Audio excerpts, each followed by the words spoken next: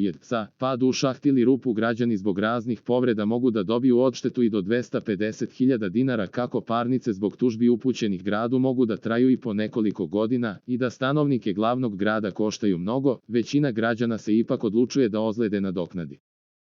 znatno brže preko komisija koje imaju ugovore sa osiguravajućim kućama. Pa tako građani od pojedinih povreda mogu da zarade i do 250.000 dinara.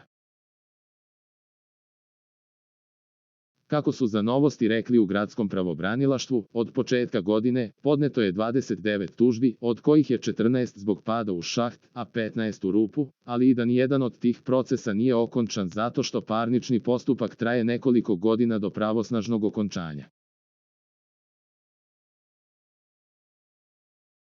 S tim u vezi ističemo da su javna preduzeća koje je osnovao grad Beograd oformila komisije za procenu štete da se po podnetim zahtevima brže odluči u odnosu na sudske parnice, kao i da sudski postupak iziskuje troškove veštačenja, sudskih taksa i troškove advokata, navode u pravobranilaštvu. Za najnovije vesti iz zemlje i sveta kliknite subscribe, like i zvonce svaki dan, najnovije vesti, zato nas zapratite.